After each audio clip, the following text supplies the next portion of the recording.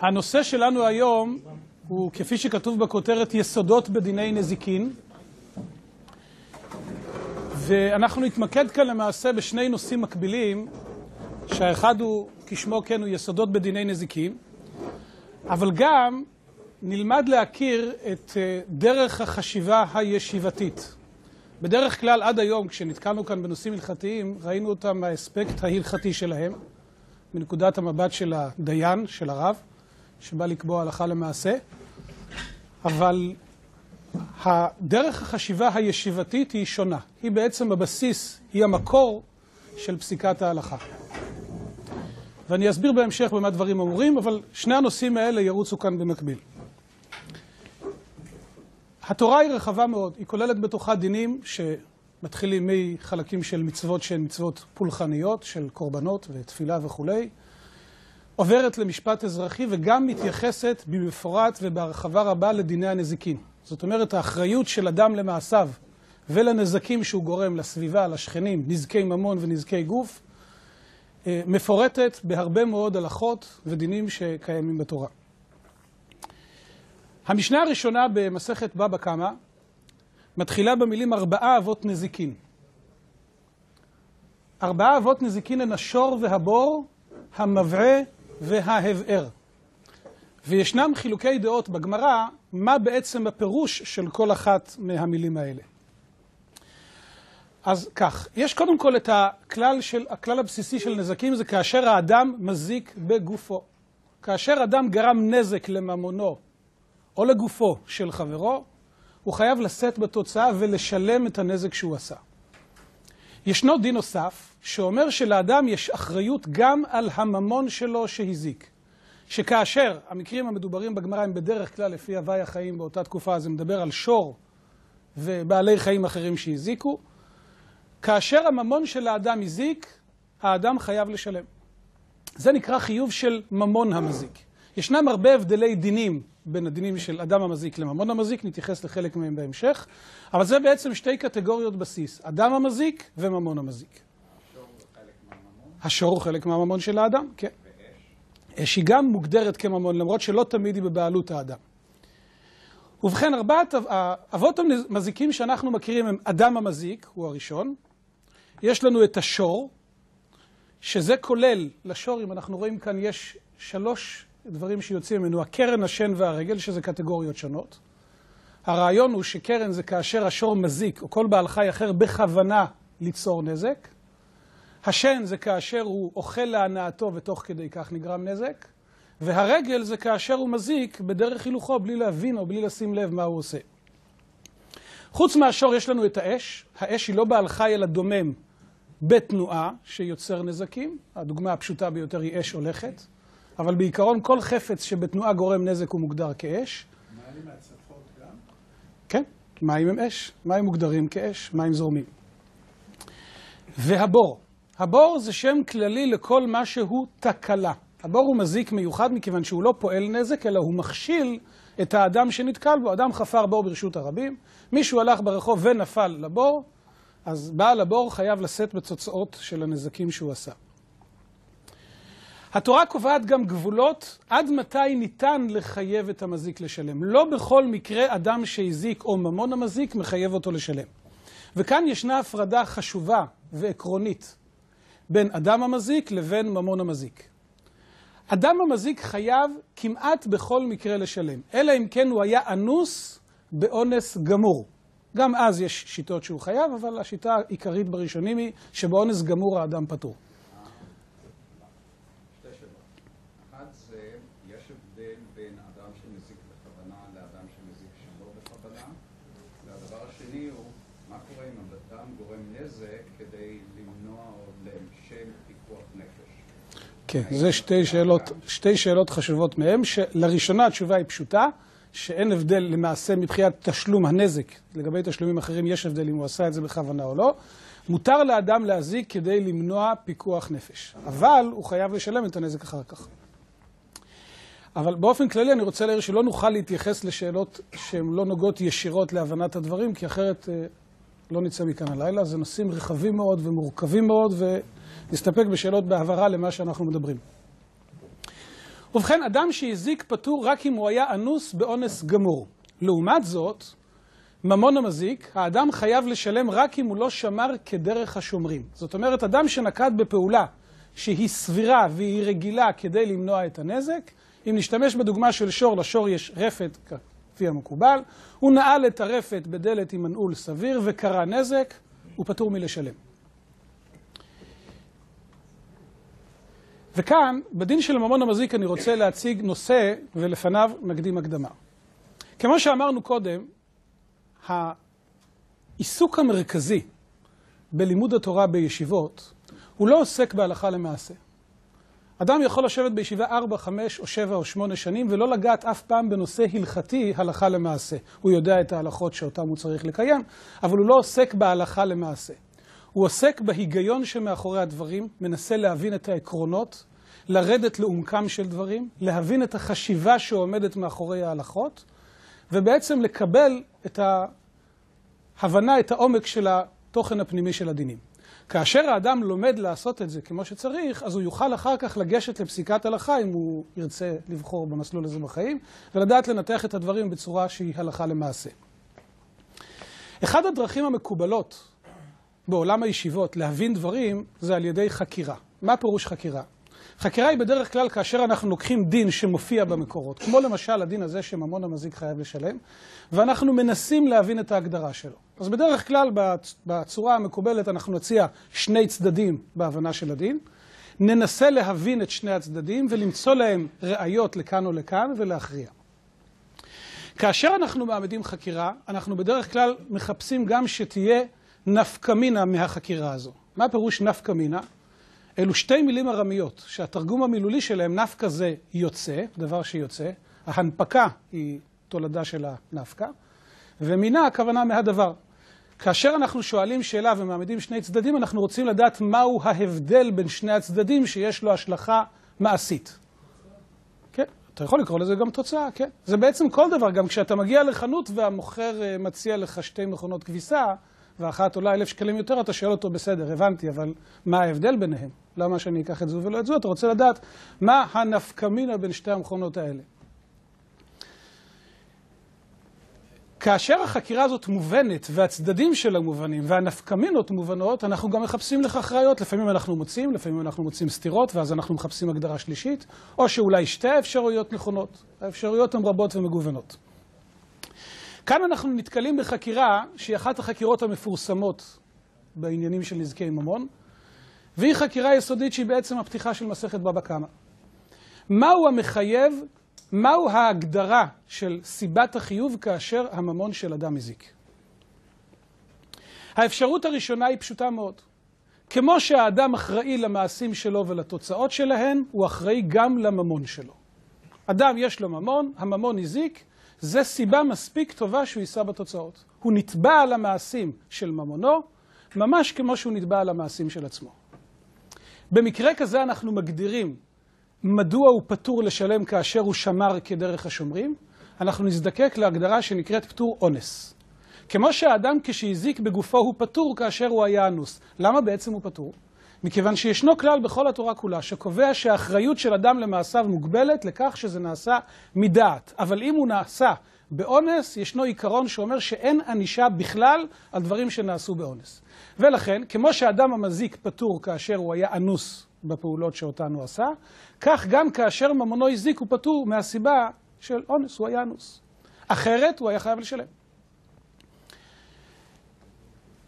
זה צד אחד. הצד השני באותה חקירה אומר שאנחנו מתחילים בעצם הפוך. אין היגיון לחייב את האדם לשלם בגלל שהממון שלו הזיק. אחרי הכל הוא לא עשה שום דבר, הוא ישן בלילה על מיטתו והשור טייל ברחובות. העסק מתחיל הפוך. קודם כל, כאשר האדם יש לו ממון, אנחנו מטילים עליו חובת שמירה על ממונו. הוא צריך לשמור עליו.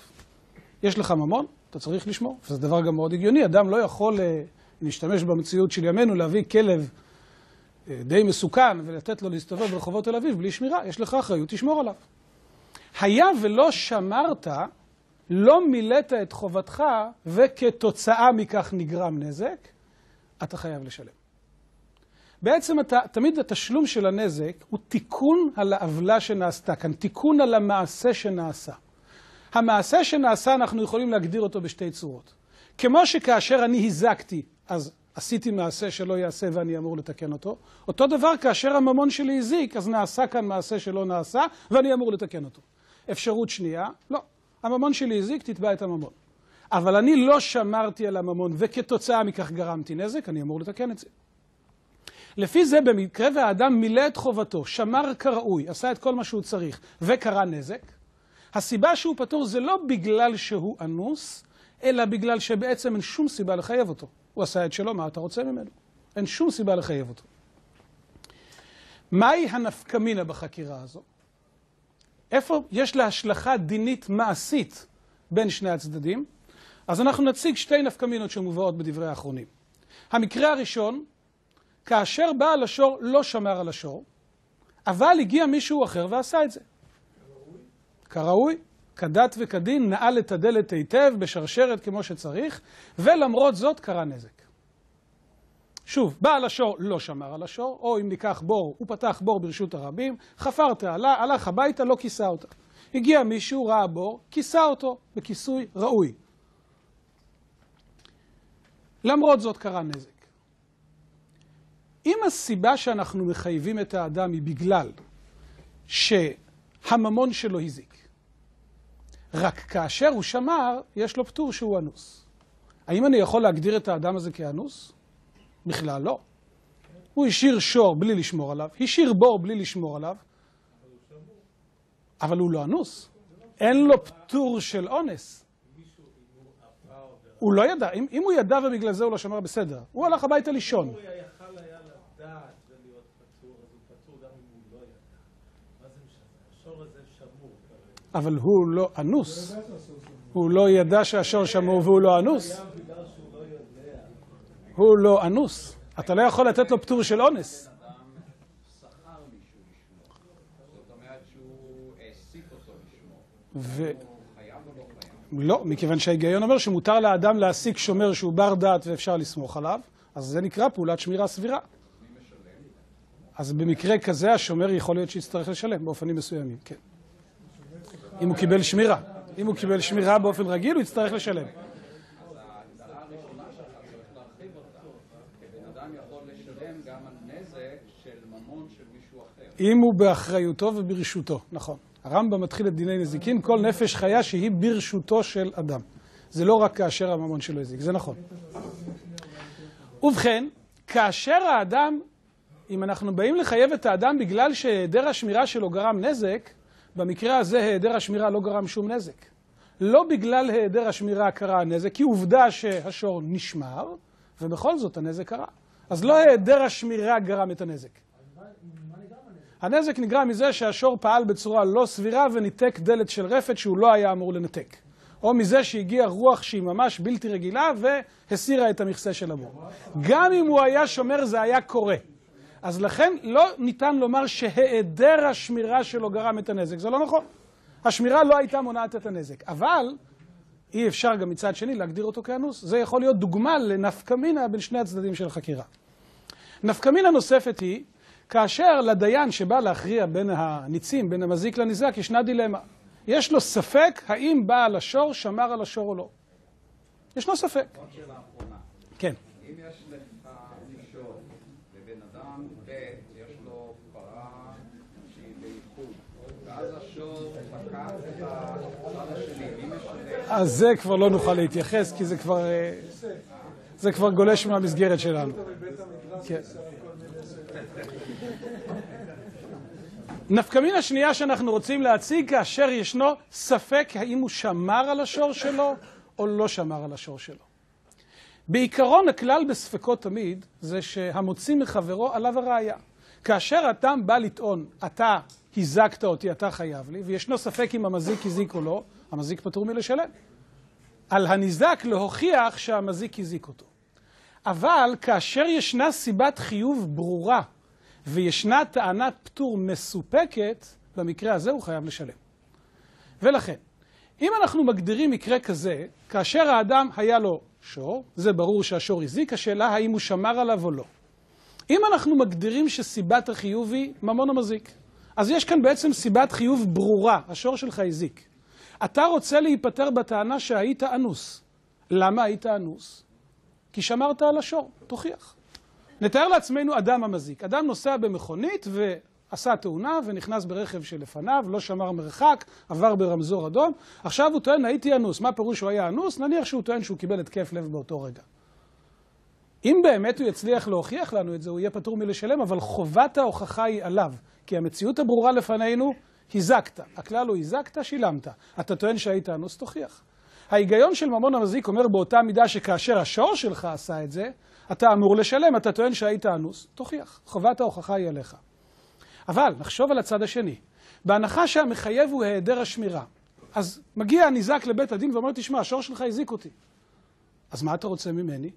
לא שמרת על השור ולכן הוא הזיק. אתה לא בסדר. תוכיח אתה שלא שמרתי על השור. אני טוען שכן שמרתי עליו. חובת ההוכחה במקרה כזה סביר שתהיה על הניזק. זה לא מקרה מיוחד. מספר אחד זה מקרה מיוחד. נכון. מספר שניים קיים תמיד. נכון. זה באמת סיטואציה שהיא מאוד מאוד שכיחה, וזה באמת פלא שהדין הזה לא, עד כמה שידוע לי, לא מופיע בצורה מפורשת. גמרא מפורשת? איפה? כן, לא זכור לי. מעניין.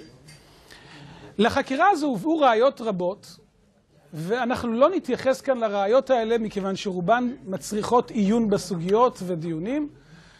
אני אביא לזה רק ראיה אחת, שלמעשה היא ראיה שהיא לא בדיוק ראיה מוכרחת לחלוטין, אבל היא ראיה מקובלת שמובאת בספר אבן העזל, שהוא אחד מהספרים שהרחיבו רבות בחקירה הזאת, ספר שנכתב לפני כ-60-70 שנה.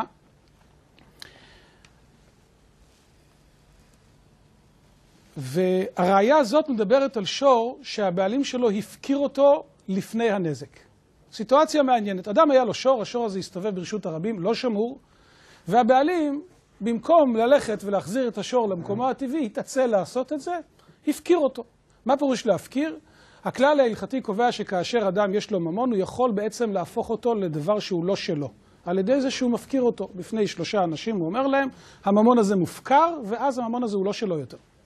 כאשר הממון הוא לא שלו, אז הוא בעצם הפקר, כל אחד יכול לקחת אותו. מה קורה כאשר הוא לא שמר על שור, ואחרי שהוא לא שמר, השור הסתובב לו ברשות הרבים והשור הזיק?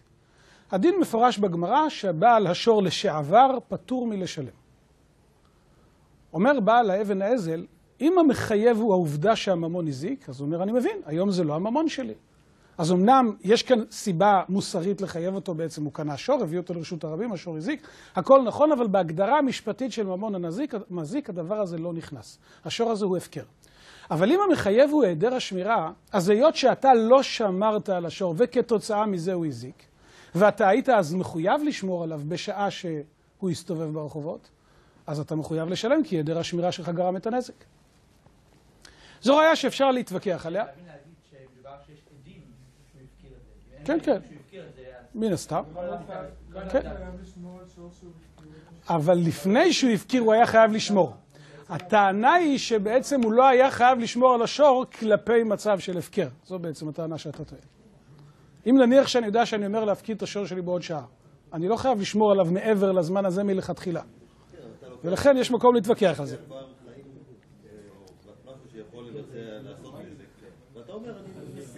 נכון, אבל הכללים של דיני נזיקין הם תמיד כללים משפטיים, שנותנים לנו הגדרות. מקרה שלא נופל בהגדרה, אז אם יהיה צורך ויהיה כזה מכשול, אז בית דין באותו מקום יתקן תקנה שהוא חייב לשלם, או שמתמודד עם זה בדרך אחרת. אבל ההגדרה, כמו בכל מערכת משפטית, היא הגדרה שהיא באה עם כללים ברורים, עם הגדרות. הפקרה של משהו שמזיק בכלל מותרת? לא, ברור שהאדם שעשה את זה הוא עשה עוולה. נכון, ודאי שאסור. אסור בכלל להחזיק נחש ארשי. אבל שוב, לא כל דבר שאסור לך לעשות אתה חייב לשלם. אני אתן לזה דוגמה אחרת. כאשר אדם גורם נזק באופן עקיף, הוא גם לא חייב לשלם. כיוון שהדינים של נזיקין הם דינים משפטיים שקובעים כללים של אחריות. וכמו בכל מערכת משפטית, כאשר האדם מצליח להתחמק מהכללים של המערכת, אז אולי הוא חייב לצאת ידי שמיים. זה ביטוי שאומר שהאדם חייב מבחינה מוסרית לשלם, גם אם בית דין לא יכפו אותו, אבל בהגדרות המשפטיות הוא נופל בלקונה של פטור. מכאן אנחנו נעבור מהחקירה הזו לנושא אחר לחלוטין, שזה אב המזיק של אש. אש היא דבר רחב מאוד, ויש לו הרבה מאוד השלכות נושאים שונים שמדוברים בו, שחלק מהם הם מעשיים מאוד, והם יובילו אותנו מאיפה שאנחנו מתחילים עכשיו, עד לאיברים הביוניים שעליהם נדון במפגשים הבאים. אחד מאבות הנזיקין הוא אש. בהגדרה של חיוב האש נחלקו האמוראים בגמרא, וזו מחלוקת של רבי יוחנן וריש לקיש. במאמר מוסגר, אולי אנקדוטה של דקה אחת, שני האמוראים האלה מוזכרים בגמרא במקומות רבים, והם נחלקו מן הסתם מאות מחלוקות, וסיפור החיים שלהם הוא מעניין מאוד. ריש לקיש היה בתחילת ימיו, הוא עסק בשוד, כן, היה ראש כנופיה של שודדים. רבי יוחנן ראה אותו פעם כאשר הוא דילג מעל נהר והיה לו כוח פיזי מרשים מאוד, אז הוא אמר לו, חי לך לאורייתא, את הכוח שלך תנצל בשביל לימוד תורה. רבי יוחנן מוזכר בגמרא במקומות רבים שהוא היה אדם יפה תואר בצורה לא רגילה, אז ענה לו ריש לקיש, זהו, חי לך לאורייתא, אז הפכתי את הסדר, אז הוא אמר לו יופייך שופרך לנשי, יופייך לנשים.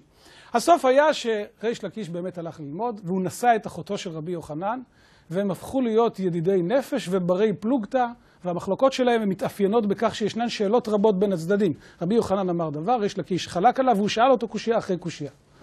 הסיום היה סיום טרגי. ריש לקיש נפטר, וכאשר זה קרה, אז רבי יוחנן ממש יצא מדעתו מרוב צער, היה חסר לו את ריש לקיש. העמידו לו את אחד מתלמידיו, רבי אלעזר, שניסה למלא את מקומו של ריש לקיש, אבל זה לא מצא חן בעיני רבי יוחנן. הוא אמר, ריש לקיש על כל דין שאמרתי היה שואל אותי 24 שאלות. הוא מביא לי 24 ראיות לדבריי. זה לא מה שהוא חיפש. הוא חיפש את הביקורת, לא את ההסכמה. והסוף היה שרבי יוחנן, הגמרא אומרת, יצא מדעתו, וחכמים ביקשו עליו רחמים, והוא הסתלק מהעולם. ובכן, אחת המחלקות... זה היה השלב הראשון, אבל דילגתי עליו בקוצר הזמן. כן. כן, בין 120. ובכן, אנחנו חוזרים לנושא שלנו. אחת המחלוקות המפורסמות של רבי יוחנן וריש לקיש, האם אישו משום חיציו או שאישו משום ממונו. מה פירוש? לדעת רבי יוחנן, החיוב של אדם שמדליק אש בכלל לא נופל בקטגוריה של ממון המזיק. זה מוגדר כאדם המזיק. כאשר אדם לוקח פטיש ושובר חפץ, אנחנו מבינים שהוא הזיק. בידיו הוא עשה פעולה. ישנו כלל בכל התורה כולה שאומר כוחו כגופו. שזה אומר כוח שהופעל על ידי אדם. אדם זרק אבן, זרק חץ. הפעיל כוח שיצר תוצאה. הניע מטוטלת. גלי קול גם כן מוגדרים בהגדרה הזאת. הגמרא מדברת לא על זמרות סופרן, אלא על תרנגול שתקע לתוך כלי והכלי התנפץ. וזה כנראה אפשרי כי התדר של הקול של תרנגולת, לפי ההבנה האידיוטית שלי, הוא מאוד גבוה. והגמרא אומרת שבמקרה כזה בעל התרנגולים חייב לשלם, אבל זה מוגדר ככוח ולא כגוף. ובכן, האדם שהפעיל כוח והכוח הזה הזיק חייב לשלם, או בכל התורה כולה זה נחשב כמעשה. בא רבי יוחנן ואומר חידוש מפתיע. הדלקת אש היא כמו זריקת חץ. כאשר האדם הדליק אש, והאש הזו הלכה והזיקה, הוא חייב לשלם מדין אדם המזיק. זה אומר למשל שיהיה לו פטור רק במקרה של אונס גמור. זה אומר גם שאם האש שלו שרפה אדם, נידון כרוצח לכל דבר, על כל המשמעות של זה. לדעת ריש לקיש, החיוב של אש הוא חיוב של ממון המזיק. וכאן אנחנו צריכים משפט אחד של הרחבה. החיוב של ממון המזיק הוא לא רק ממון שהוא בבעלותי, אלא גם דברים שאני אחראי עליהם מתוקף הנסיבות. כאשר אדם יצר אש או יצר בור, זה מוטל עליו על אחריותו, ממש כמו ממון שהוא בבעלותו, וזה לפי שני הצדדים של החקירה שהוזכרה למעלה. זה לא נוגע לגוף החקירה. מהם הטעמים של רבי יוחנן וריש לקיש למחלוקת? אז אנחנו נראה את ההסבר שכתוב בגמרא. זה נמצא בשורה יש פה עכבר, אמרו לי שהוא עובד. איתמר, רבי יוחנן אמר אישו משום חיצה, וריש לקיש אמר אישו משום ממונו. וריש לקיש, מהי טעמה? מהו הטעם? מהי הסיבה? מהי טעמה לא אמר כרבי יוחנן? אמר לך, אומר ריש לקיש תשובה פשוטה מאוד, שהיא בעצם תמיהה גדולה על דעת רבי יוחנן. חיציו מכוחו כאזלי. הם הולכים מהכוח שלו. אדם יורה חץ, הוא השקיע כוח. אולי הפרופסורים כאן יגידו, הוא שם אנרגיה קינטית בחץ, זה נשמע אולי יותר מרשים. הסתבכתי, ידעתי שאני אסתבך. אז האנרגיה הזאת יוצאת, אבל אנחנו אנשים פשוטים, הוא הפעיל כוח והכוח הזה נמצא בחץ, והחץ הלך והזיק, כולם מבינים את זה בלי שום מילה לועזית. אבל האש הולכת בכוח העצמאי שלה, אני הדלקתי את האש ואני יכול ללכת לישון, היא עובדת לבד. אז לכן הוא לא רואה סיבה לחייב את זה כמעשה אדם. אתה יכול להתייחס לאש כממון המזיק, אבל לא כמעשה אדם. ורבי יוחנן, מה היא טעמה? לא אמר כריש לקיש? אמר לך, ממון היית בממשה, היילת בממשה. הממון הוא דבר שיש לו ממשות. לאש אין ממשות. זו סברה שקשה יותר להבנה, אבל כנראה שההגדרה היא כך, האש היא לא מציאות, היא תהליך. התורה הטילה על אדם אחריות על חפציו, על דברים שלו. תהליכים שהוא יוצר הם לא באחריותו, אלא אם כן אתה מייחס אותם אליו. יש כאן בעצם פעולה, אין כאן משהו שאתה יכול להגדיר הוא הולך ומזיק. להגדיר את האש כהולך ומזיק זה בעצם הסתכלות שהיא חיצונית אולי נכונה, אבל אין כאן משהו שהולך ומזיק. זה תהליך של בעירה. אחד הממון בין קיימה והאש לא, היא חוזלת. כן. אבל זה כן תופעה. זה תופעה, בדיוק. זה תופעה אבל לא גשם, זה לא דבר, זה לא מסה של חומר, נשתמש בהגדרה כזו. אז לכן הוא ראה לנכון יותר לדמות את זה לחץ מאשר לממון. האמת היא שלמסקנת הגמרא לכולי עלמא יש את החיוב באש גם משום ממונו, הוויכוח הוא אם יש בה גם חיוב של חץ או רק חיוב של ממון. כך שהסברה הזאת לא נשארת למסקנת הסוגיה. זהו הוויכוח בין רבי יוחנן לריש לקיש. התוספות במסכת סנהדרין וראשונים אחרים מרחיבים מאוד את ההגדרה של רבי יוחנן של אישו משום חיצה, ומרחיבים אותו בצורה שהיא באמת מפתיעה. התוספות אומרים שכאשר אדם מניח אבן על ראש הגג, והאבן הזאת נפלה ברוח מצויה והזיקה, זה נחשב כאישו משום חיציו. זה נחשב כמעשה של האדם לכל דבר ועניין. זה עכשיו כרצח? כן. כן, גם לגבי הריגה. התוספות לומדים שגם לגבי הריגה זה נחשב כמעשה אדם. התוספות אומרים דבר נוסף, כאשר אדם לקח אדם אחר, כפת אותו, והניח אותו במקום שסוף חמה לבוא. והשמש הגיע והוא לא יכל לזוז, מת מהתייבשות, זה נחשב כאישו משום חיציו, כאילו הוא בעצם הפעיל את השמש ששרפה את אותו אדם. וגם זה חיוב גמור, הוא נחשב כרוצח. דוגמה שלישית, אדם מניח חפצים במסלול של אש בוערת, או במסלול למשל אדם רואה רכבת, אז הוא שם מישהו או משהו במסלול של הרכבת, וכשהרכבת הגיעה קרה מה שקרה. זה נחשב כמעשה לכל דבר ועניין. זוהי דעתם של בעלי התוספות. ברכבת אולי זה שונה, כי יש גם הנהג של הרכבת. הנהג שיש לו דעת, כן, בדרך כלל 900 מטר הוא ודאי לא יכול לבלום. אם הוא יכל לבלום, אז באמת לא תהיה התייחסות אליי, כמובן. זו הגדרה קשה להבנה בעצם, איפה התוספות ראו בחיוב של אש כל כך הרבה דברים. מהי בעצם? זה מעורר את השאלה, מהו החיוב של אישו משום חיציו לפי התוספות.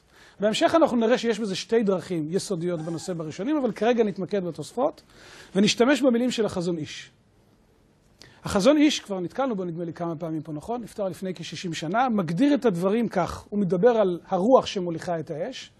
הולכת הרוח מתייחסת אל האדם בשביל שהוא מכין את האש ומוסרה ליד הרוח. כאשר אדם משתמש בכוחות טבע קיימים, תדירים, יציבים, ומזמן, מכין את הפעולה שלהם, התורה הטילה את האחריות לפעולת אותם כוחות טבע על האדם. זוהי הרחבה משפטית רחבה מאוד של המושג מעשה בתורה.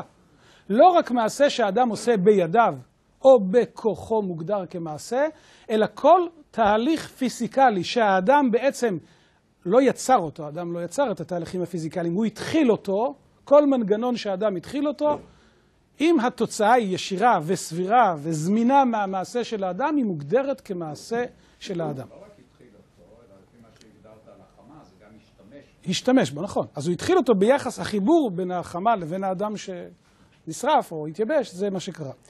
וכאן אנחנו מגיעים זה תלוי ברמת הסבירות שזה יקרה. יפה מאוד, זה שאלה. ובואו נשתמש אפילו בבעל חי, וזו דוגמה שאנחנו הולכים עכשיו לקרוא אותה. ודאי שלא, וגם נראה את ההסבר למה. רגע, אבל אם אני קשרתי מישהו בסוכת זרקים והברק פגע בו, הסיכוי שהברק פגע בו... אז בכזה מקרה זה לא מתייחס אליך, זה לא נחשב כמעשה. התוספות אומרים שהכלל הוא שאש שהלכה ברוח והזיקה נחשבת כמעשה שלו, רק ברוח מצויה הרבה, שהתוצאה היא ניכרת ומיידית.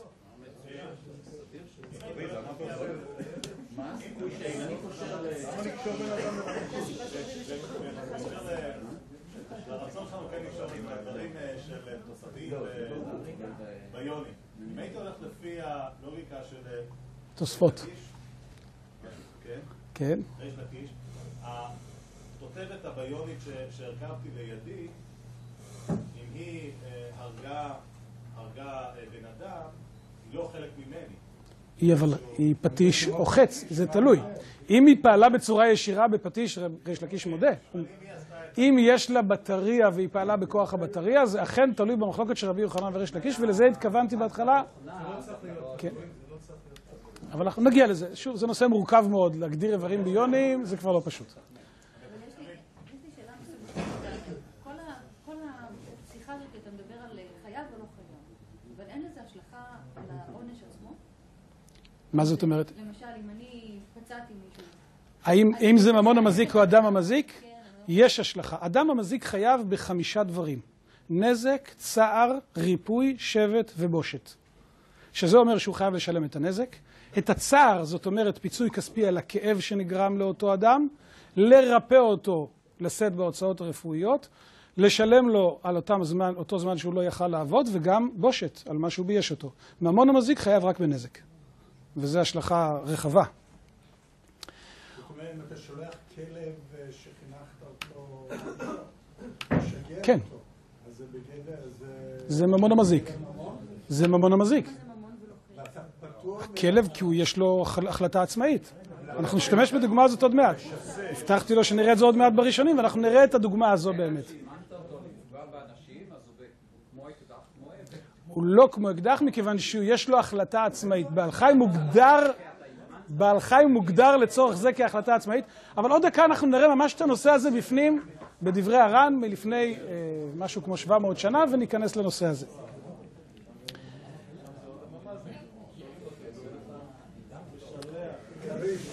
הראשונים התקשו בגמרא במסכת סנהדרין, שבגמרא הזו כתוב חידוש דין מעניין מאוד. כאשר אדם זורק אבן למעלה, בקו ישר, לא בקשת, הוא זורק אבן למעלה, והאבן הזאת עולה למעלה, וכצפוי אחר כך היא יורדת למטה, ואז היא מזיקה. בגמרא כתוב שזה לא נחשב כמעשה אדם, זה נחשב כגרם, הוא גרם נזק, אבל זה לא מוגדר כמעשה. והראשונים נזעקים, מה ההבדל? לפי רבי יוחנן, אישו משום חיציו, אז שימוש בכוח טבע נחשב כמעשה בידיים, גם זה אמור להיות מוגדר כמעשה. למה הוא פטור? נקרא את הדברים בפנים. ויקשו על זה ואמרו, למה לא יהיה חייב אם אזלה, דהיינו אם הלכה אבן לתחת ממש, שהזריקה שלו שזרק האבן למעלה, חייבה לו הירידה הזאת. תוצאה של הירידה הייתה מוכרחת מהזריקה למעלה, כמו שכל אחד יודע מהניסיון.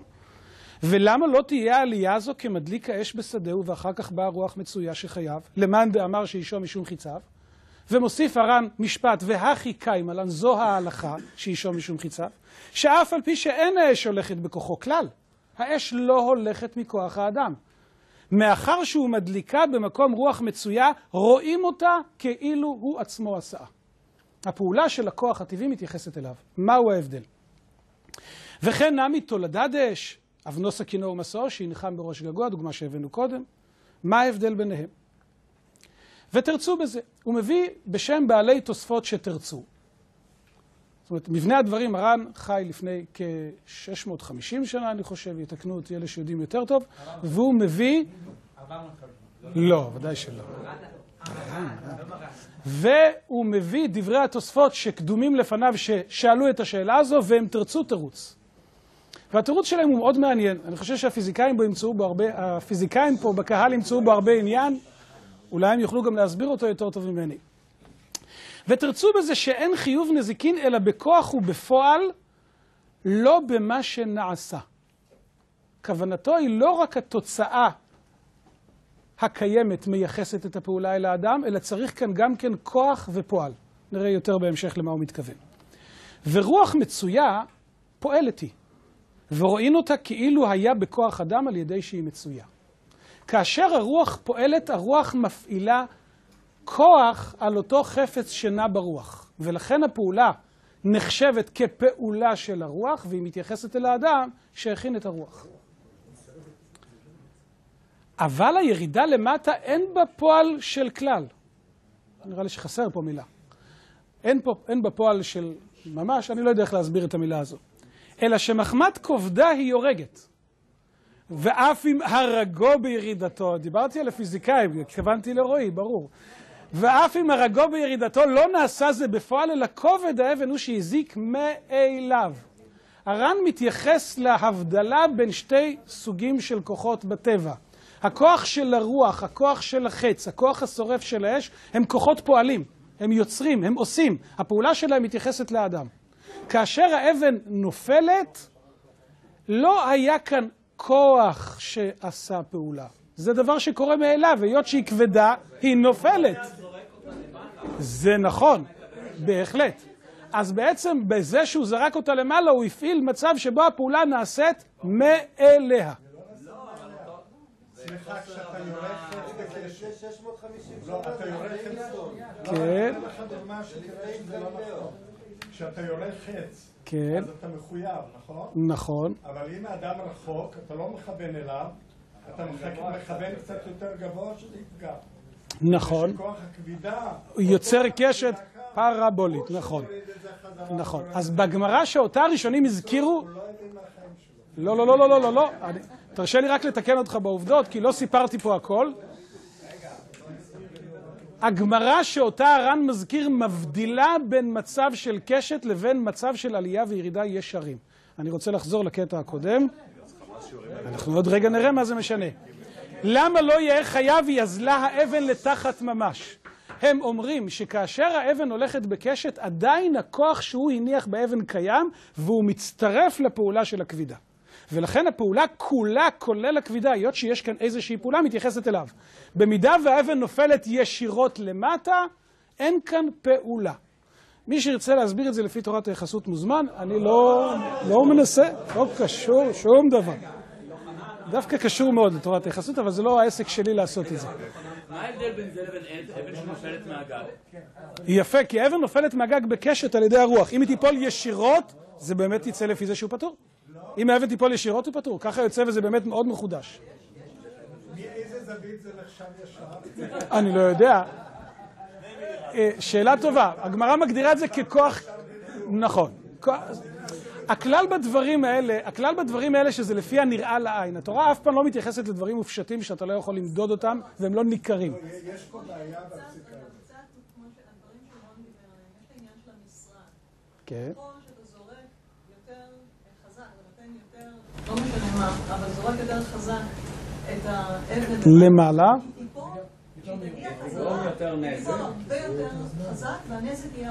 היא תיפול לפי, אני מצטער לדבר לפני פיזיקאים, אבל היא תיפול בדיוק לפי המהירות, לפי איזושהי נוסחה שככל שהגובה יותר גבוה, היא נופלת יותר מהר. נכון, אבל זה לא בגלל שהכוח שלי יצר יותר כוח, אלא כי הגיע יותר גבוה, זה הכל. בחישובים של האנרגיה, אבל בסופו של דבר אם תשימו אותה שם בעדינות זה יהיה אותו דבר. כן. ובכן,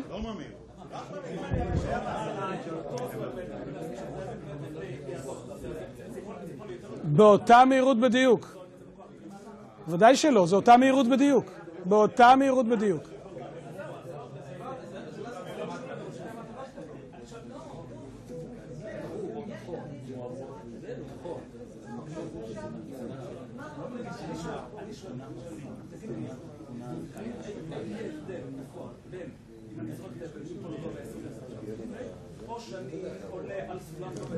ברור שאין הבדל, בוודאי שאין הבדל.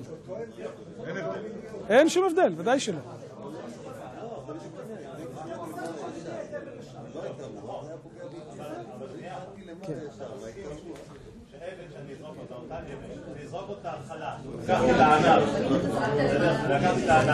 אבל זו תוצאה עקיפה, רועי.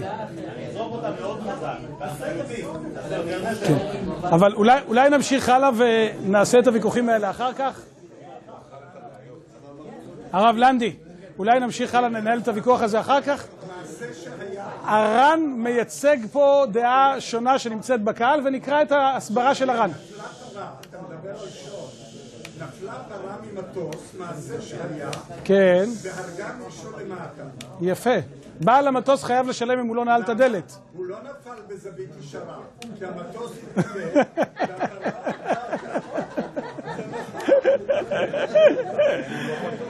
כן. יפה. בקיצור, יש בעיה עם זה. ואני אומר הר"ן, דעיקר תירוצה ליתא, הר"ן חולק לחלוטין על התירוץ הזה. שמה שהם אומרים שאין חיוב של נזיקין אלא בכוח ובפועל, ולא במה שנעשה ממילא, אבל רוח מצויה היא פועלת וכולי, דאם כן, הוא מעמיד שאלה מקדימה. מן דקפתי לחברי לפני אריה, מה יפטור? אדם כפת את חברו לפני אריה, והאריה עשה מה שהאריות עושים בדרך כלל כשהם רואים ארוחה. למה הוא פטור? הרי יש כאן את האריה שפועל, שאוכל את האדם, ממש כמו רוח מצויה שמלבה את האש. מהו ההבדל? והדין הוא כמובן מפורש בגמרא שהוא פטור. וכי תימא דלא דמו אהדדי, זה לא דומה. משום דארי הדעתי דנפשי כאכיל ומשום אחי פטור. האריה, כיוון שהוא בעל חי ויש לו מערכת החלטות עצמאית, זה מוגדר כמעשה שהוא לא מעשה של האדם. הכוח הזה לא מיוחס אל האדם, אלא בדיוק כמו שהאדם הניח ארוחה לפני אדם אחר, ברור שלא נייחס אליו את פעולת האדם, כך גם בבעל חי. אבל, נכון, אתה חייב, בדיוק, ולכן זה לא אדם המזיק, אלא ממון המזיק. אתה חייב על המעשה של השור. לא הבנת. סליחה. אתה חייב על המעשה של השור בדין ממון המזיק, אבל לא בדין אדם המזיק. הפעולה של השור לא מיוחסת אליך, לא אתה עשית. אבל הפעולות שלו אתה אחראי, כי הוא שלך. הוא מדבר כשאתה כפתת לפני ארי שהוא לא שלך. אז הוא אומר, החילוק הוא ברור. אבל הרוח המצויה היא בטבע, וכיוון שהיא בטבע רואים אותה כאילו היה פועל המבעיר את האש. אם כן, אומר הר"ן, יותר בטבע תנועת האבן אל מטה, לפי שבכל עת מהעיתים תרד למטה אחרי שהוא שלחה למעלה. הפעולה של כוח המשיכה, אין לך פעולה טבעית יותר ממנה. תמיד דברים כבדים נופלים. הרוח לפעמים נושבת, לפעמים לא. דברים כבדים, מהניסיון של הר"ן וגם שלי, אני חייב לומר, תמיד נופלים. ולכן, זה באמת מוגדר כעשייה של האדם עוד יותר מאשר ברוח מצויה. ולכן הוא חולק על הראשונים האלה ומסיק שהגמרא הזאת דיברה באמת לפי ריש לקיש, אבל לדעת רבי יוחנן ולהלכה, אדם בכזה מקרה חייב, וזה מוגדר כפעולת גופו. ככל הנראה, הרמב"ם חולק על הראשונים שהוזכרו למעלה. את כל ההרחבה הגדולה הזו שאנחנו רואים, של אבן שנפלה מראש הגג, של חפץ שנזרק מלמעלה למטה וכו'. להכניס את כל זה מתחת המטריה של אישו משום חיציו, זו הגישה של תוספות ושל ראשונים אחרים. הרמב"ם חולק על זה. ברמב"ם נראה שהמקרה היחידי שבו אנחנו אומרים שהאש מוגדרת כחץ, הוא המקרה שמוזכר בגמרא, כאשר האדם הדליק אש. מהו ההבדל? אז כאן אנחנו מגיעים לחקירה נוספת, וזו החקירה האחרונה שלנו היום, של רבי חיים הלוי. כמה מילים על המחבר, נראה לי שלא הוזכר כאן קודם. הוזכר כבר רב חיים? למדו רב חיים, נכון, בטח. רב חיים היה, מה? כן. אני מנסה לחשוב על המחלוקת הזאת של הר"ן עם הדעה שהוא מביא, מחלוקת פילוסופית. האם, אני משתף כמחשבה, אני לא יודע, לא דבר מודע לגמרי, אבל האם אני יכול להגדיר כוחות מסוימים כבסיסיים יותר מאשר כוחות אחרים? זאת אומרת, הוא מגדיר את התנועה של אבן שנעזבת ונזרקת כלפי מטה, הר"ן מגדיר אותה כפעולה זהה בהיררכיה שלה לרוח. כפעולה של רוח. זאת אומרת, יש כאן כוח של רוח שדוחף, או כוח, מה שאנחנו מכנים כוח המשיכה, שמושך את האבן כלפי מטה, ואין מבחינתו הבדל, ולכן הר"ן תופס את הדברים, אני חושב, כמו שהיה כאן בחלק. הדעה שהוא מביא מתייחסת לכוח המשיכה כאל כוח בסיסי יותר בטבע, שהרוח מפריעה לו. הרוח משנה את התנועה של הדבר ביחס לכוח הבסיסי, נוצרת היררכיה בתפיסה של הכוחות האלה. כוח המשיכה נתפס כטבעי יותר לעומת התנועה של הרוח. אבל כטבעי עד כדי כך שהוא לא מוגדר כפעולה. יותר בסיסי, יוצר כאן תפיסה בסיסית יותר. לא יותר דטרמיניסטי, אבל יותר בסיסי. יותר צפוי. יותר צפוי. זו הטענה של הר"ן, אבל... אולי איך הוא נתפס אצלנו... אני אסביר לך למה זה משנה. כי אם אתה פועל במזיד, אתה יכול להשתמש בכוחות הכבידה ב-100% ודאות. זה מה שהר"ן אומר. אם תשים לב, הר"ן אומר... נכון, וזו הטענה ההגיונית. הוא דטרמיניסטי יותר, הוא ודאי יותר עכשיו דטרמיניסטי. רוח יכולה להחזיק מאליה, אין צריך לחזור אותה כדי שהיא תחזיק. זה הר"ן. אתה יודע שמבין שתופסת את הדברים בצורה אחרת, במקום זו שאלה לא פיזיקלית, היא שאלה של תפיסה. אז השאלה היא... ואם הוא ירח חץ כלפי מעלה?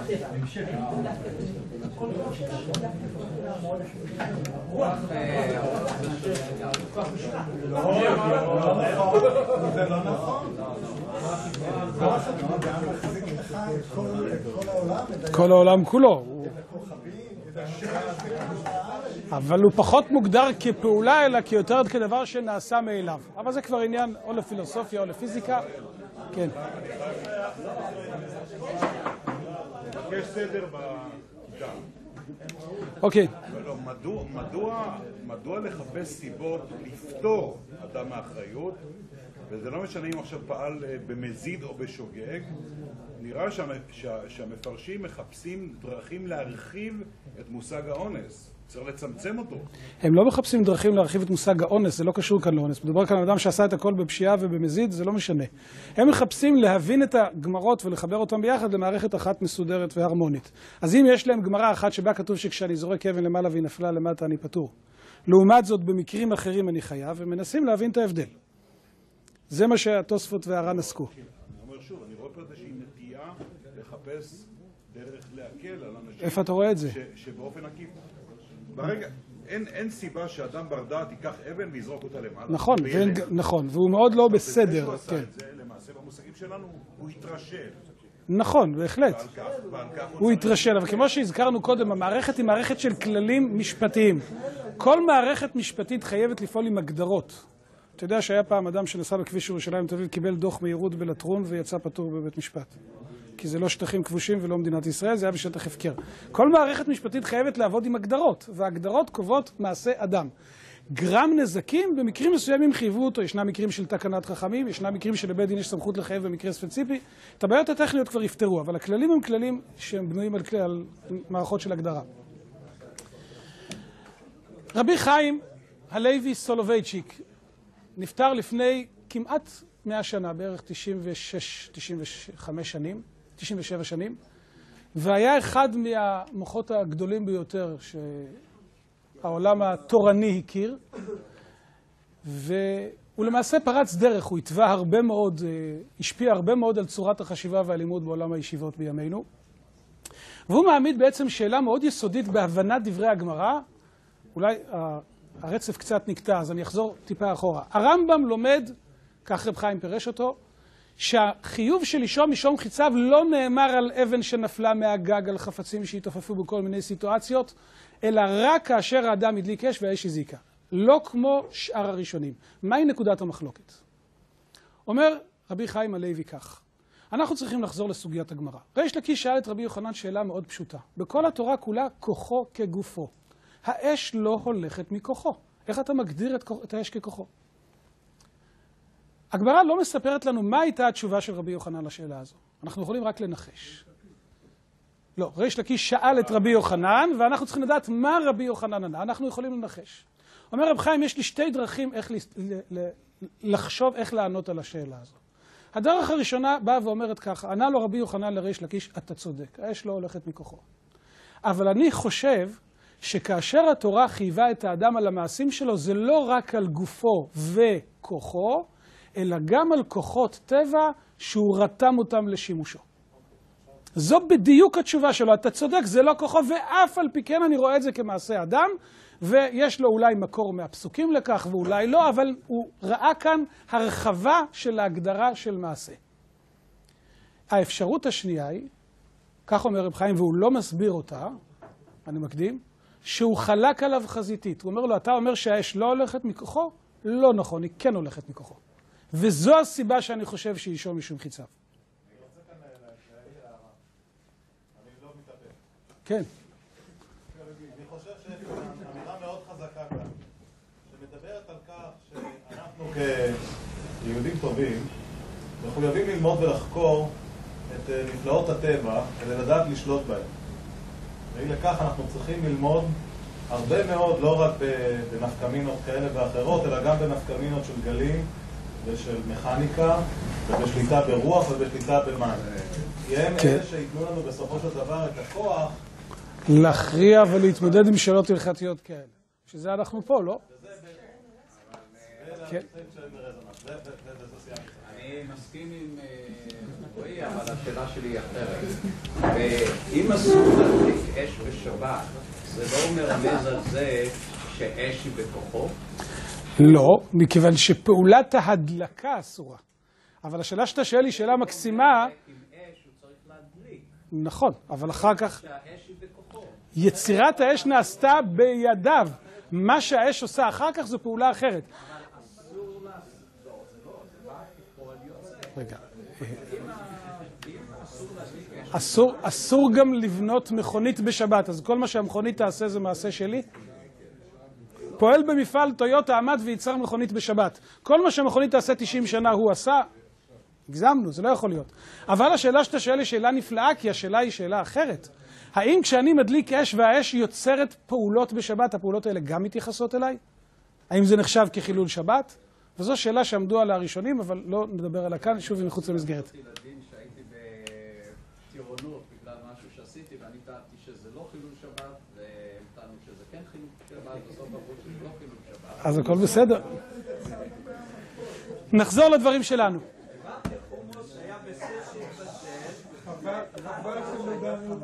אומר רב חיים, אנחנו חוזרים לנושא שבו אנחנו עוסקים.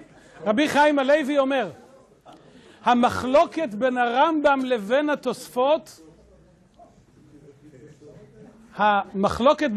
לבין התוספות, היא בשני הצדדים שהועלו לעיל. התוספות קראו את הגמרא, ריש לקיש שואל את רבי יוחנן שאלה מצוינת, האש לא הולכת מכוחו. הגיעו התוספות למסקנה, מהי התשובה של רבי יוחנן? הכנה, רתימה של כוחות הטבע ושימוש בהם באופן ישיר נחשבת כמעשה אדם. ואם ככה, התוספות התחילו לטייל במרחבי הש"ס ולשאול כל מיני שאלות, ולהביא כל מיני מקרים, ולנתח ולחלק ולהפריד אבן שעפה מהגג. התוספות מדברים על אדם שפתח את ידו ונפלה סכין ושחטה. האם זה נחשב כשחיטה של האדם? כיוון שבעצם הוא השתמש בכוח המשיכה, אז הוא שחט. שחיטה של בהמה מותרת רק אם אדם, לא סתם אדם, אלא אדם שמצווה על שחיטה יהודי, שחט אותה. אם הבהמה נשחטה על ידי מכונה, היא לא נחשבת כשחוטה, היא נחשבת כנבלה. אומרים התוספות, אבל אם האדם פתח את ידו והסכין נפלה ושחטה, זה בעצם שחיטה, אישו משום חיציו.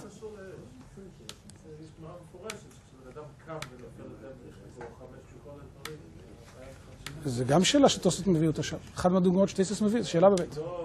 טייסס, כמה שאני זוכר, טייסס אומרים שזה רק לפי רבי יוחנן. נדמה לי שתוספות אומרים שזה רק לפי רבי יוחנן. כן, אז זו הגישה של בעלי התוספות. הרמב"ם ראה בגמרא תשובה אחרת. רבי יוחנן עונה לריש לקיש, השאלה שלך לא נכונה, אש היא כן כוחו. אם זוהי התשובה, רק אש היא כוחו ולא כל המקרים האחרים. כאן רב חיים סוטה מאוד את הדברים. מה פירוש האש היא כוחו? העיניים שלנו רואות שהאש היא לא הכוח של האדם. האש פועלת בכוחה העצמי. כאשר אדם זורק אבן, זה כוחו. בהבנה הפשוטה, כוחו זה כאשר אני מפעיל כוח, והכוח מניע חפץ או תהליך מסוים, זה כוח. אבל כאשר אני מדליק אש, בעצם יצרתי כאן אש, האש עובדת לבד. למה זה כוחו? אני חושב שצריך להציע כאן הגדרה שונה במושג כוחו לפי ההבנה הזו. כאשר נאמר בתורה כלל שכוחו כגופו, לא הכוונה היא שאני העברתי את הכוח שלי ממני אל אותו חפץ פועל, אלא כוח שאני יצרתי אותו. פעולה שאני יצרתי אותה, תהליך שיצרתי אותו, מתייחס אל האדם. ולכן, לא רק אם לקחתי חץ ויריתי אותו בכוח, הפעולה של החץ מתייחסת אליי, אלא גם אם הפעלתי תהליך שיש בו כוח, דהיינו תהליך של אש, אבל אני יצרתי את התהליך הזה, זה מתייחס אליי. שימוש בכוחות קיימים, באש קיימת, לא נחשב כמעשה האדם. ככה ייתכן להגדיר את הדברים. האדם הביוני, הרי אפשר לחשוב על סיטואציה שבה בעזרת גלי מוח אתה יכול... בדיוק, נכון. הסוגיות האלה... אדם שיש לו רובה... כן, נכון. איך הרובה בעצם... בוא נחשוב. איך הכדור נפלט מהרובה? לא באנרגיה שלי, אלא באנרגיה של האבק שריפה שנשרף שם, נכון? זה בעצם אש משום חיציו. זה מקרה של לישון משום חיציו. מה? אז מה עשית? הדלקת חפץ, אז יצרת כאן אש. זה לא משנה אם יצרת את זה על ידי חימום, כן. אני לקחתי אש בלי שום תוספת, שמתי אותה במקום... מסתבר שתהיה פטור לפי הרמב"ם, כן. קצת יש בתוך הבית, שמתי אותה... אתה יכול להבין סיבה שזה יהיה כוי חוי? רגע, לא יכול להבין. זהו. אני לא מבין את הנקודה הזאת, באמת, משהו מאוד מאוד בסיסי, כמו שרועי אמר, ויש את הפן הפיזיקלי, ויש את הפן הפילוסופי שאמרת. אורי, תקשיב רגע, יש את הפן הפילוסופי, כי למשל, בכוחו, אתה מדבר גם על מעשה יצירה, יש גם כוח שקשור למעשה יצירה, ויש גם כוח שקשור לעבודה מכנית.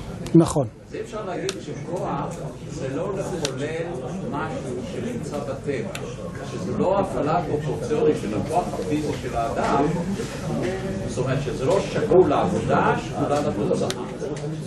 גם בכוח. הכללים האלה שאתה מדבר על עבודה ששקולה לתוצאה זה בעברת כוח רגילה כאשר אני עורך חץ, אבל לא באש.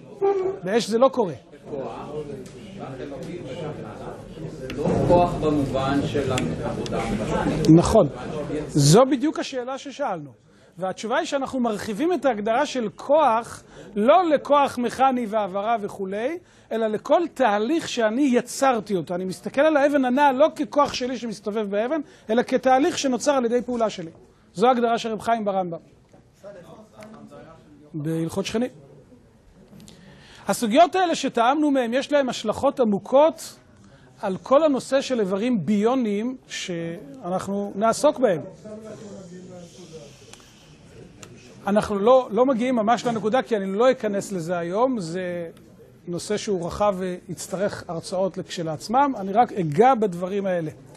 האם נזק שנגרם על ידי איבר ביוני מוגדר כאש? כאשר האדם מפעיל את אותו איבר, האנרגיה שנדרשת לפעולה של אותם איברים עשויה להיות נמצאת בתוכם, לא אנרגיה שיוצאת מגוף האדם.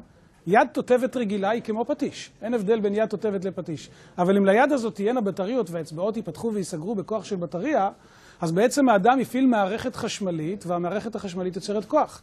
האם זה מוגדר כאש? האם זה תלוי במחלוקת של רבי יוחנן וריש לקיש? מה עם נהג ברכב? מה צריך להגיע לאלו? נהג ברכב, זו גם, נכון. הראש אומר שבן אדם שיושב בקרון משוך על ידי סוס, כן. הוא אדם מזיק מה שהגלגלים דורשים. אם הוא מכביד, נכון. גם אם הוא לא מכביד. אם הוא לא מכביד, כן. כל מה שדובר אליו נע מכוחו זה כמו גופו. כן, אבל זה כבר כוחו. כמדומני זה לא פחות מיידי.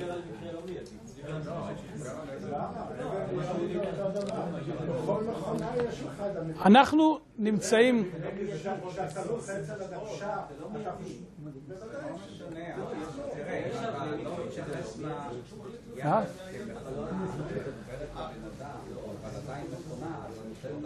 אם בן אדם יודע להעריך את התוצאה של מעשרות, זה לא משנה. שאלה שתהיה שאלה מרתקת לא פחות, למרות שאמרנו שכוחו כגופו, עדיין ישנם הבדלים בנושאים שונים בהלכה בין כוחו לגופו. כאשר האדם יוכל להפעיל, ובמקרים מסוימים אני מבין שהוא מפעיל כבר היום, איברים ביוניים או דברים אחרים בפעולות ישירות של גלי מוח. זאת אומרת, המחשבה שלו תוכל להפעיל דברים. זה נחשב כמעשה ישיר או ככוחו. ייתכן שנוכל להגדיר שגוף האדם זה לא רק הבשר ודם שלי, אלא כל מה שמחובר אל המוח שלי באופן ישיר. וזה יהיה הגדרה מאוד מעניינת, זה יהיה חידוש מפתיע אם נאמר ככה. מה שהסביר יפה זה שגלים זה גלים זה גלים. נכון. המוח הם גלים, וגם גלים אלקטרומגנטיים שאני מפעיל למשלת רחוק. הם גם גלים, נכון. וכשאתה מדבר זה גם גלים, אז לכן מה? הכל שפיט, רועי אומר הכל פיזיקה. הכל גלים. פיזיקה זה רק פרק קצת אחר. כן. עדיין, הם דברים של תגובה לפעולה. לכן אני לא מצליח באמת לראות את ההבדל בין כך אם זה על ידי כוח המחשבה. שוני במחשבה. התשובה היא פשוטה מאוד, כי אתה מחפש את ההגדרה בפיזיקה ולא תמצא אותה. בפיזיקה לא תמצא הגדרה של הבדל בין גלי הקול שלי ששברים כוס לבין גלי המוח שהפעילו את היד ששברה כוס. אתה תמצא אותם בהבחנה המשפטית. אנחנו חייבים לתת הגדרה מה מוגדר כגופו של אדם, מה מוגדר ככוחו, וצריכים גם למצוא כלים שיתנו לנו את היכולת להגדיר את ההגדרות האלה. ואנחנו ננסה לעשות את זה. אתה גורם לביוני, אתה יכול להפעיל מכונית באמצעות דיבור. אמת. זה יוגדר ככוחו. נכון? אבל פה זה ברור לי שזה כוחו ולא גופו. פעולות של גלי הקול כתוב לי כבר בגמרא שהם כוחו. אבל החשיבה שיוצרת פעולה באופן ישיר... מגדע חשמלי בתור נשק. אבל למה להפריד בין דברים? כוחו. זו גם שאלה. זה כמו שאומרים רפואת הנפש ורפואת הגוף. נכון. החשיבה זה הנפש, היא חלק מהגוף, בסופו של דבר, חלק מהמכלול. נכון, אבל אני שואל שאלה אחרת. אני שואל שאלה אחרת. לא רציתי להיכנס לזה, אבל זה. כשאני בא להבדיל בין היד של האדם לבין דברים שהוא מפעיל אותם בידיים שלו, מהי ההגדרה של גוף בעצם? שוב, זו שאלה משפטית. אני יכול לומר שגוף זה כל המערכת של בשר ודם שנמצאת מסביב לנשמה שלי. אני יכול להגדיר את זה שהגוף הוא כל מה שמופעל באופן ישיר כתוצאה מההחלטות שלי, בלי מתווכים. ואז גם עבר ביוני אולי יחשב כחלק מהגוף. אולי כן ואולי לא, נתווכח על זה בהמשך. אני רוצה, השעה מאוחרת כבר, אני רוצה לאחל לכולנו הצלחה במשימה הזו, ונענה לשאלות. כן. יותר קרונית. קרונית. מתפלל לפגיעה במישהו אחר. לא, אני רציתי לשאול את זה. רגע, יש לי תשובה מתוך ההרצאה. ישראל אמר קודם שהתפללו על רבי יוחנן, שיפטר מן העולם. כן. זה מראה שזה לא נחשב לרצח. עכשיו, אם אתה מאמין באמונה שלמה שלתפילה יש השפעה, אז אתה פוגע בו בצורה לא מצליח לשאלה, בצורה עקיפה אתה פוגע בו. אמת. לא, אני רציתי לשאול את זה בצורה אחרת, זה פתח לדיון חדש, אבל לא היה נזק, אוקיי? אני אומר לדני עכשיו שאני רוצה ללכת ולרצוח את פלוני. אני אומר את זה בנוכחות עדים. עוצרים אותי לפני שאני רוצח את פלוני, לא היה נזק. על פי איזה דין אני נידון? על כוונה. אין ענישה פורמלית על כוונה. זה התפקיד, תפקוד של מערכת של בתי דין מורכבת משני חלקים. יש את הענישה שבנויה לפי הכללים הפשוטים, וישנם את המקרים שבהם אתה פועל לפי המציאות בשטח. בכזה מקרה הדיין צריך להפעיל את הסמכות שלו, לעצור את האדם ולנעול אותו עד שהוא יהיה משוכנע שהוא לא סכנה לציבור.